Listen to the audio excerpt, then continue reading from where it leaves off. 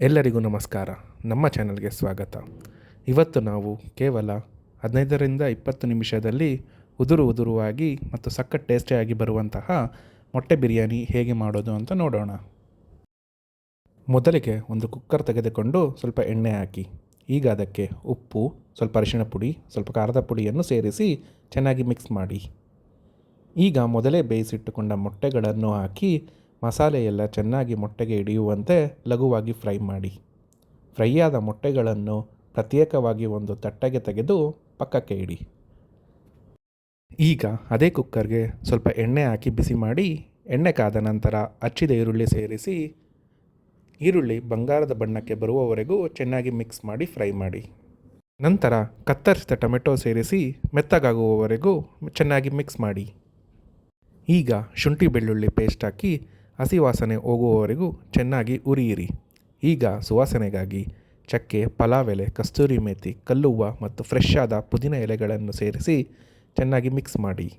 ನಂತರ ಅರಿಶಿಣ ಪುಡಿ, ಗರಂ ಮಸಾಲ, ಖಾರದ ಪುಡಿ, ಧನಿಯಾ ಪುಡಿ ಮತ್ತು ರುಚಿಗೆ ತಕ್ಕಷ್ಟು ಉಪ್ಪು ಸೇರಿಸಿ ನೀಟಾಗಿ ಮಿಕ್ಸ್ ಮಾಡಿ.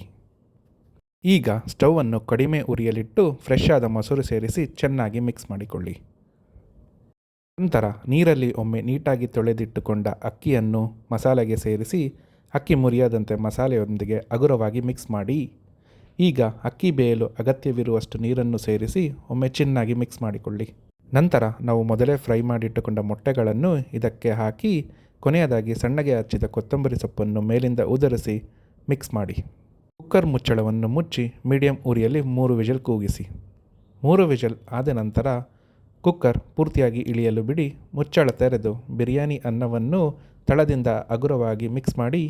ನಿಮ್ಮ ಬಿಸಿ ಬಿಸಿಯಾದ ಮಸಾಲೆದಾರ್ ಮೊಟ್ಟೆ ಬಿರಿಯಾನಿ ಈಗ ಸವಿಯಲು ಸಿದ್ಧ. ನೀವು ಕೂಡ ಈ ಸಿಂಪಲ್ ಮೊಟ್ಟೆ ಬಿರಿಯಾನಿಯನ್ನು ಮನೆಯಲ್ಲೇ ಟ್ರೈ ಮಾಡಿ ಹೇಗೆ ಬಂದಿತ್ತು ಅಂತ ಕಮೆಂಟ್ ಮಾಡಿ ತಿಳಿಸಿ. ವಿಡಿಯೋಗೊಂದು ಲೈಕ್ ಕೊಟ್ಟು ನಿಮ್ಮ ಫ್ರೆಂಡ್ಸ್ ಜೊತೆ ಶೇರ್ ಮಾಡಿ. ಹಾಗೆಯೇ ನಮ್ಮ ಚಾನಲ್ನಲ್ಲಿ ಇನ್ನೂ ಅನೇಕ ವೆರೈಟಿ ಬಿರಿಯಾನಿ ಮತ್ತು ರುಚಿಕರವಾದ ನಾನ್ ವೆಜ್ ರೆಸಿಪಿ ವಿಡಿಯೋಗಳಿವೆ. ಸಮಯ ಸಿಕ್ಕಾಗ ತಪ್ಪದೆ ಅವುಗಳನ್ನು ಒಮ್ಮೆ ನೋಡಿ. ಮುಂದಿನ ಮತ್ತೊಂದು ರೆಸಿಪಿಯೊಂದಿಗೆ ಸಿಗೋಣ. ಧನ್ಯವಾದಗಳು.